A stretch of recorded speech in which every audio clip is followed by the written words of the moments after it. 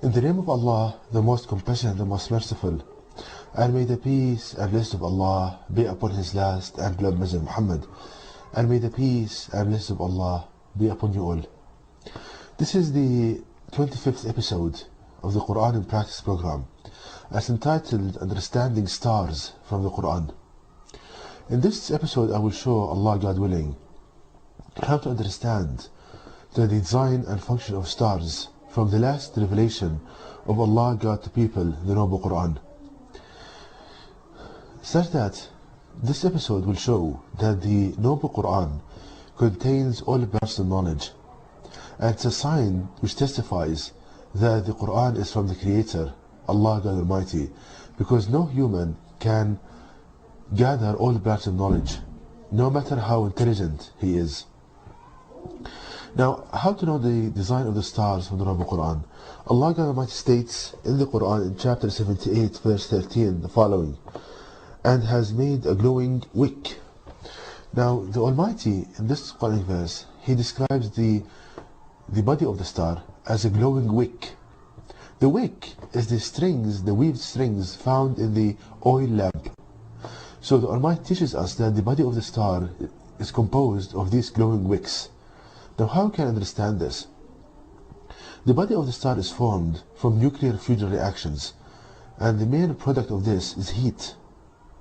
So Allah teaches us that the thermal energy field, the basic unit of that field is three strings weaved together.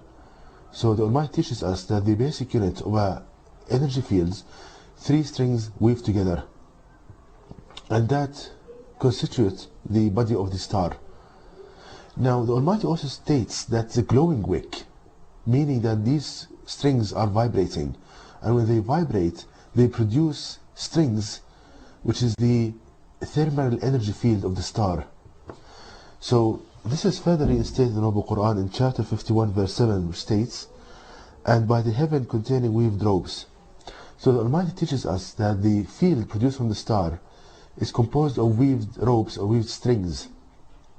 And it's interesting to note why Allah God Almighty used the word strings or ropes, because the function of the rope is to produce a pulling action between two objects on its end, and thus the Almighty teaches us that the field produced from the star is a gravitational field, which is composed of weaved strings. So any object in that field will experience a pulling action towards the sun. So here the Almighty teaches us that the gravitational field of the stars is composed of weaved strings, and that's something far superior to any known theory in physics today. So, as you can see on the screen, this is the gravitational field of the star. It's a sphere containing weaved strings, and any object within that field would experience a pulling action towards the sun. Now, having understood this, we understand the main function of the stars. So the Almighty teaches us that the main function of the star is to maintain relative positions of objects in space. How we can understand this?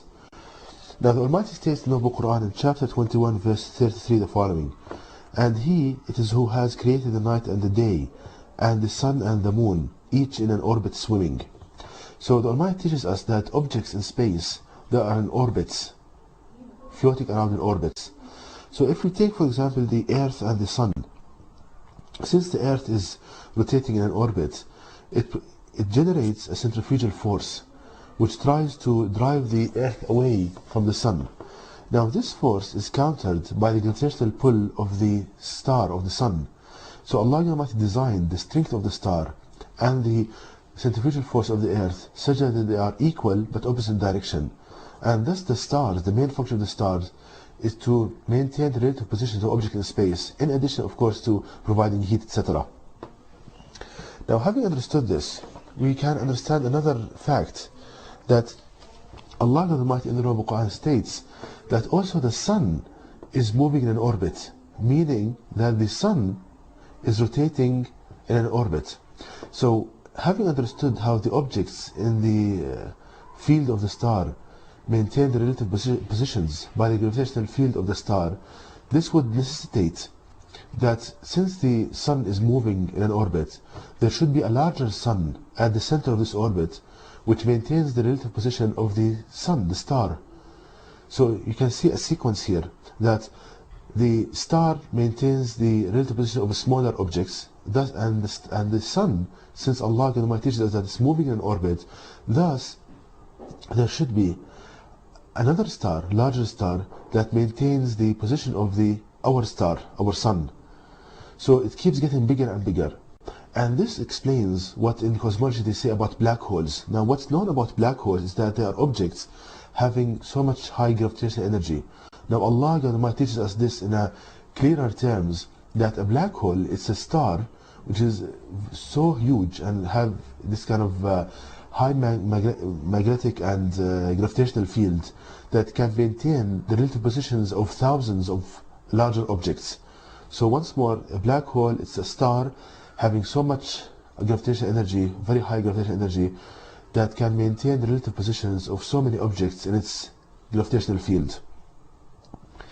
So we see, brothers and sisters, how Allah Almighty teaches us from the Noble Quran cosmology and the design and function of the stars in a way that's far superior to any man-written book.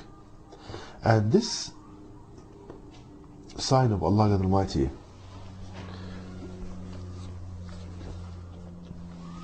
and the fact that the Noble Quran contains all the bars of knowledge testifies the following and provide the following. Firstly, that's a sign which testifies that the Noble Quran is from the Creator, Allah Almighty, because no human, regardless of how clever he is, can encompass all the bars of knowledge. But we see in the Noble Quran that's a book containing all the bars of knowledge. So the only source of the Noble Quran must be Allah, God Almighty, the Creator.